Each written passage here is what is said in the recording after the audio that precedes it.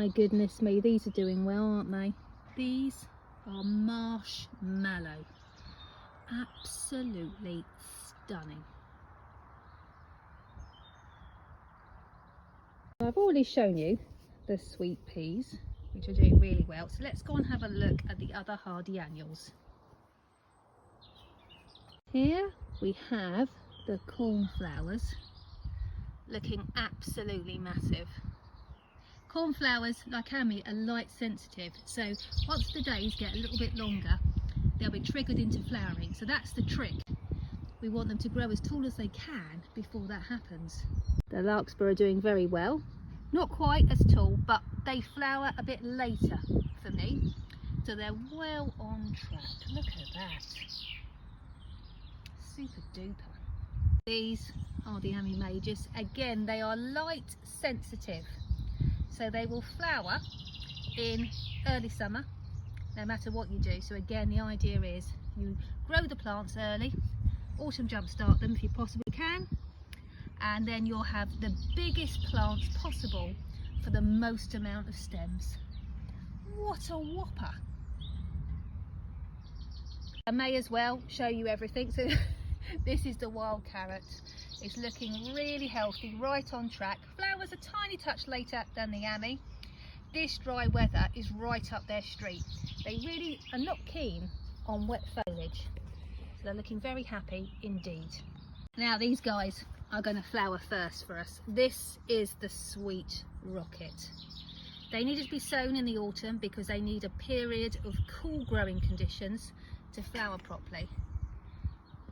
But they are the picture, the very picture of health.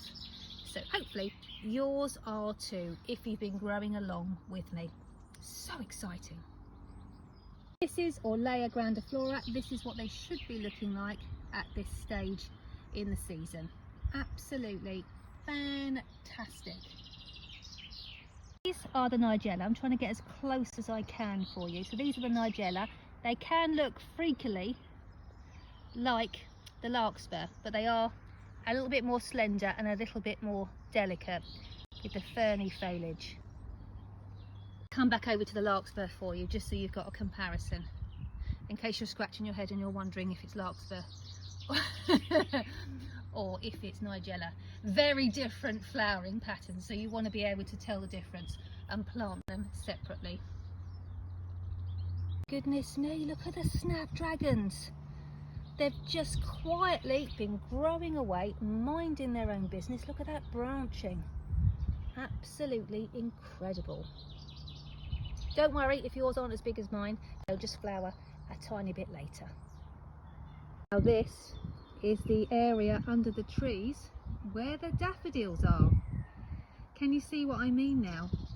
The cow parsley has grown up and is disguising all the dead and dying foliage of the daffodil bulbs, so I could just leave them to it to die down, and I had all this frothy cow parsley to enjoy in its place.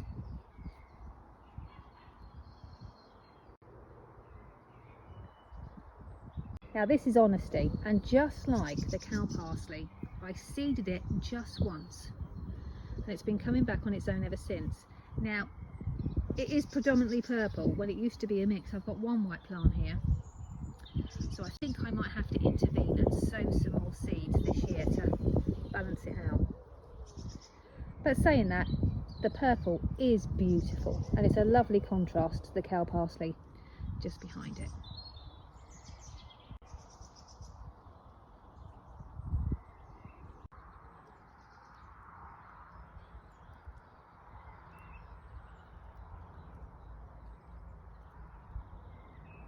Absolutely mesmerised by the anemones at the moment. Incredible. Round to the ranunculus, looking good. I forgot to show you the BRIZA, didn't I? If you're just joining us, we're talking about the plants from the autumn jump starter. The jobs that you can be getting on with this lunchtime include potting on anything that needs it. This is my phlox and I've potted them on into the 15 cell trays and put them out under the cold frame. Now this side of the greenhouse is absolutely heaving. I'm going to have to plant some more snapdragons soon, I think. Now just make sure that you've potted on your stocks if they're ready, because if you don't, what will happen is they will get shocked into premature flowering and then they'll end up being short, so you don't want that. So pot on your stocks as a matter of urgency if you haven't done that already. These are my scabious, and just watch out for your watering. If you look at the soil surface, can you see it looks really dry, but actually scratch the surface and the compost is very moist underneath. It's just the surface of the compost is being baked in the hot sunshine. So the best thing to do is just lift the trays and check, and if they're heavy then they don't need watering.